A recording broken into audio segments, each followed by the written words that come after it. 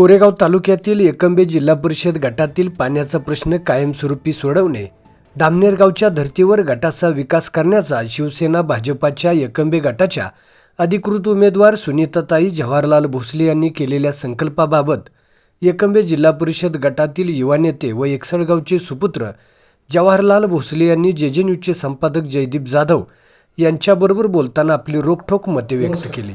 नमस्कार. आता जिल्हा परिषद निवडणुका जाहीर झाल्या आहेत. आता काल परवा 2 दिवस मला वाटते मुलाखती पण घेतल्या. पण तुमची एकंबे गटातून असं जिल्ह्यामध्ये पहिलं चित्र दिसतंय की एकंबे गटातून निवडणुका जाहीर होण्या अगोदरच तुमची उमेदवारी म्हणजे तुमच्या मिसेसची उमेदवारी फायनल झाली होती. त्याच्यामुळे एकंबे गट हा जिल्ह्यात सगळ्यात लक्षवेधक ठरला आहे. कारण प्रचंड स्पर्धा आहे भाजपमध्ये असेल शिवसेनेमध्ये उमेदवारी संदर्भात. तर तुमची ही निवड नेमकी कुणी केली आणि कुठल्या धर्तीवर केली? आता खरं सांगायचं तर राजकारणाचा आपला पेंडच नव्हता. राजकारण हा विषय नव्हता, पण समाजकारणाची मला पहिल्यापासून आवड होती. साहेबांच्यावर मी पहिल्यापासून होतो. 2014 ज्यावेळेस साहेबांनी इकडे या भागात काम चालू केलं मैशिंगे साहेबांनी, त्यावेळेपासून त्यांच्यावर पहिल्या दिवसापासून होतो. त्याच अनुषंगाने साहेबांनी काही विचार केला असेल, मला सांगितलं की तुम्ही उमेदवारीचं बघा, तुम्हाला जमते का, सुनीता भोसलेंना तुम्ही म्हणजे बायकोला उभं करायचे असं त्यांनी मला विचारलं, करताय का? तर करू. आणि इलेक्शन मार्गच लागणार होतं 2 महिन्यापूर्वी. तारखा पुढे ढकलत गेल्या, त्या अनुषंगाने इलेक्शन लांबले, बाकी काय नाही. एवढंच. आता कुठले उमेदवार फायनल झालेत आपल्या गटामध्ये? आपल्या गटामध्ये वरती ॲडव्होकेट नितीन भोसले जे शिरंबे गावचे आहेत, एकंबे गटातून गणातून आणि माझी उमेदवारी म्हणजे माझ्या बायको सुनीता भोसलेंची उमेदवारी जिल्हा परिषदेसाठी दोन्ही भारतीय जनता पार्टी आणि शिवसेना या महायुतीतून झालेली. म्हणजे अशा 2 उमेदवारी फायनल झालेल्या आहेत. खालच्या गटाची उमेदवारी बहुतेक आज किंवा उद्या होईल फायनल. 7 गणाचा फक्त विषय आहे.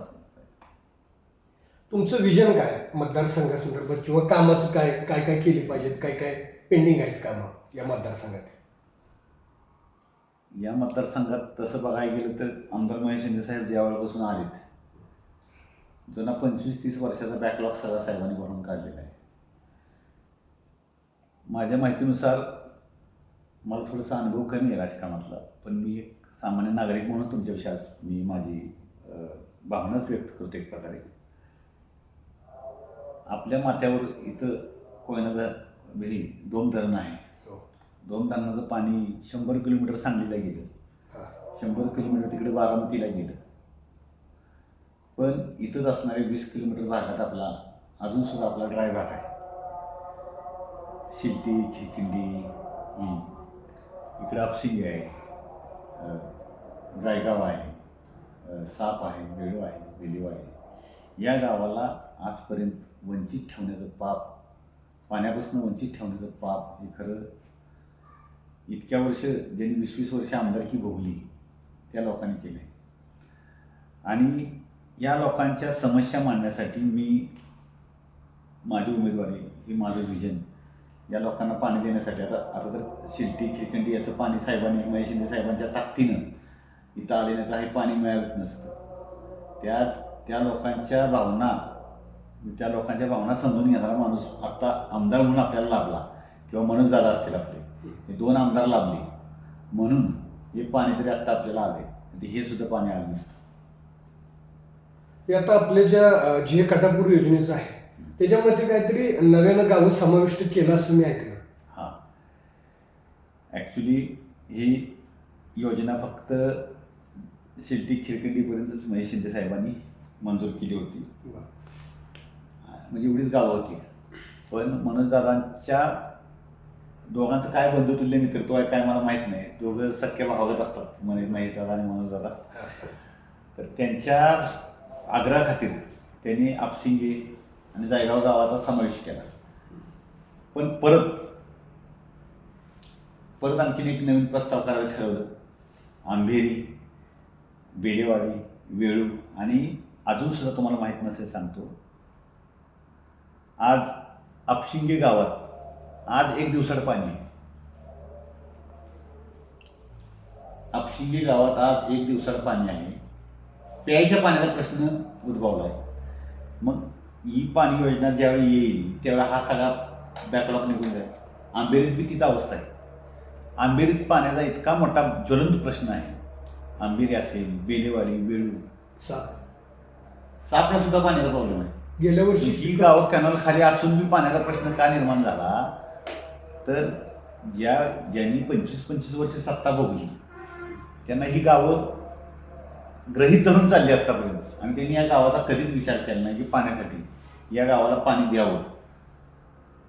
मी आत्ता फिरतोय, आमचा कोरेगाव तालुका सोडला तर मनोजदादांचा फक्त आता 1 वर्षाचा 8 महिन्याचा कालावधी झाला असेल, तरी भरपूर कामं त्यांच्या माध्यमातून 2-2, 3-3 कोटीची विकास कामं त्यांच्या गणात माझ्या पडलेली आहेत. पण आमच्या म्हणजे इकडं कोरेगाव विधानसभा तुम्ही रस्त्यानं गावाच्या बाहेर पडल्यावर कुठं एक टोपलं भरून सुद्धा माती निघणार नाही. सगळे कॉन्क्रीट रस्ते, पाण्याचे प्रश्न सगळे केलेत. हे जर मागच्या वर्षी मनोजदादांना जर पाठवलं असतं विधानसभेला या लोकांनी, तर आज त्यांची या गावची तीच परिस्थिती झाली असती. ती गावं सुजलाम सुफलाम झाली असती. पण आता मनोजदादा आहेत आणि महेश शिंदे साहेब दोघंही ताकदीने उतरून काम, आणि मी त्यांच्या दोघांच्या मधला दुवा जनतेच्या मधला होणार आहे आणि ती कामं त्यांच्या पण थेट पोचवून ते कामं सगळे मार्गी लावणार आहे. लोकांना तुमच्याकडून प्रचंड अपेक्षा आहेत. याच्यामध्ये पूर्ण म्हणजे आपला मतदारसंघ जिल्हा परिषदच नव्हे तर पूर्ण जिल्हाभर चर्चा आहे अयोध्या ट्रीपची. नेमकी काय आहे तो विषय काय? आता काय झालं, माणसाला द्यायला विकास कामं नाहीत आता सध्या. ज्या माणसानं आता सांगितलं की मी विकास कामं काय देऊ शकतो, काय नाही. आत्ता आमदार साहेब असतील, आपले महेश शिंदे साहेब असतील किंवा मनोजदादा असतील, यांच्याकडे कामं दाखवायला आहेत. त्यांची कामं मी पुढे घेऊन जाणार आहे. त्यामुळे माझ्याकडे एक अजेंडा आहे की मी या मार्गातून मी जाऊ शकतो. तसं समोरच्या माणसाला फिरवण्याशिवाय काय पर्याय राहिला नव्हता. आणि आता जो अयोध्याचा फेक नेरेटिव्ह केला, 9,000 माणसांना घेऊन जाणार, 10,000 माणसांना, मग कसे घेऊन जाणार हे सांगितलं नाही त्यांनी. किती तारीख आहे ही सांगितलं नाही त्यांनी. नुसता इश्यू बनवला. 100% तो नुसता इश्यू आहे. तुम्ही घेऊन जाणार नाही. मला सांगा, सगळ्याचे फॉर्म घेतले, आधार कार्ड घेतले, कसं हा सरासर फेक नेरेटिव्ह आहे.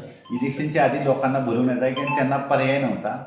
आपशिंगी आणि आंबेरी गावात पाणी येणार आहे, आपशिंगी गावाला आले, आंबेरी गावात येणार आहे, प्रस्तावित झाले. मग ह्या लोकांना, विरोधकांना हे काम थांबवायसाठी मग काहीतरी काढायचं, लोकांना भरवायचं.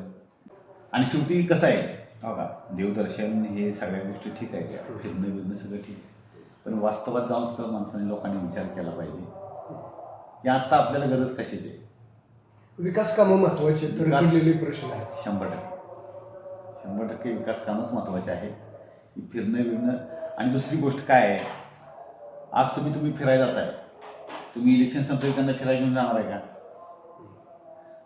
म्हणजे माझी तर अशी भावना आहे, इच्छा आहे, या लोकांना इथंच व्यावसायिक बनवायचं. व्यवसायातून त्यांचे स्वतःचे पैसे निर्माण झाले, स्वतः फिरायला जातील ना, नाही जाणार का? 100% त्यांना कुटुंबात सक्षम बनवायचं. ज्यावेळेस सक्षम लोक बनतील तेव्हा स्वतःच्या पैशात जातील ना. युवकांच्यासाठी तुमची काय नियोजन आहे? म्हणजे तुम्ही आता म्हटलात उद्योगांच्या माध्यमातून किंवा व्यवसायांच्या माध्यमातून बरेचसे युवक बेरोजगार परिस्थितीत आपल्या मतदारसंघात पण आहेत. बरोबर. काय झालं आता, गटारं झाली, रस्ते झाले, सगळं झालं. रस्त्याच्या बाजूची असणारी घरं झाली जातात का, तर त्यांच्यातला मुलगा बेरोजगार, कुठल्या तरी नेत्याच्या मागं फिरणं, हे ते असा विषय आहे. मग आम्ही मनोजदादा, महेशदादा, आम्ही दोघांनी, ती साहेब असतील दोन्ही, त्यांच्या माध्यमातून आम्ही बसून विचार केला काय केलं पाहिजे लोकांसाठी.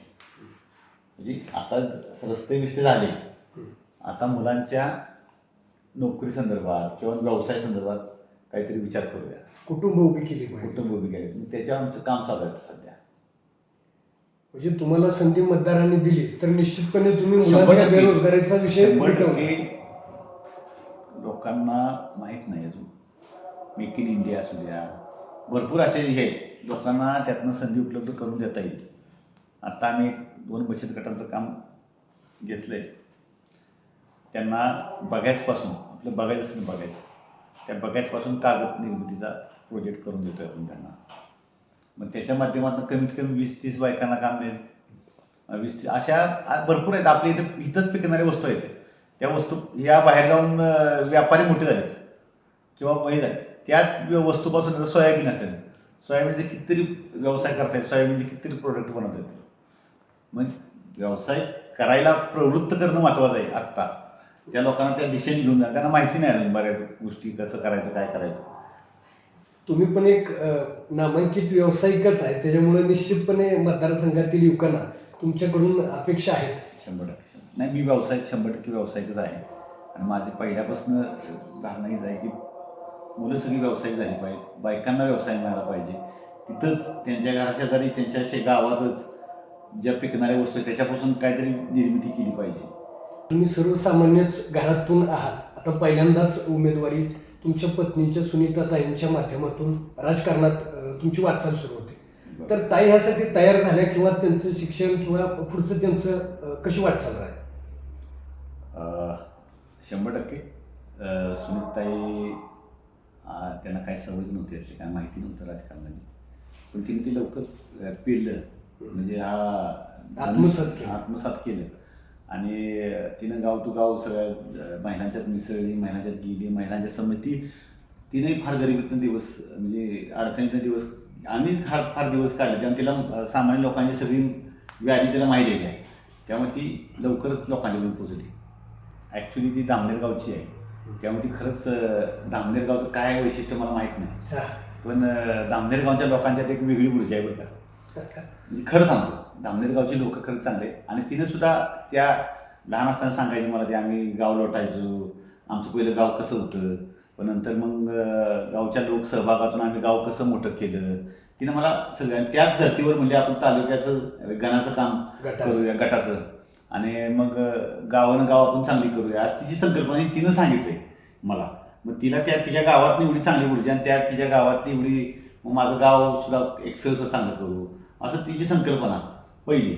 मग आता तिनं तर गणाचंच काम घेतलंय, त्यामुळे काय अडचण नाही. म्हणजे धामनेर गावच्या धर्तीवर पूर्ण गटाचा विकास करणार, अशी त्यांचं विजन क्लिअर आहे. आणि तिचं प्रत्येक वेळेस सांगत असतं, म्हणजे धामनेर गावात तिचं एवढं प्रेम आहे. धामनेर गावची लोक तिला गावची लेक म्हणून ताकद देते. आणि ती त्याच धर्तीवर, जसं धामनेर गाव आहे त्याच धर्तीवर अख्ख्या गटाचा विकास करणार. त्याच धामनेर गावामध्ये बघा, लोकांना हाताला काम आहे. आता पापडाची फी असेल, लिज्जत पापड असेल, हे असेल, रस्ते बघा, स्वच्छ गाव, सगळ्या पाण्याचं नियोजन, सगळं नियोजन एवढं सुंदर केले. देश पातळीवर गावाचं नाव आहे, गावाच्या लोकांचं नाव आहे.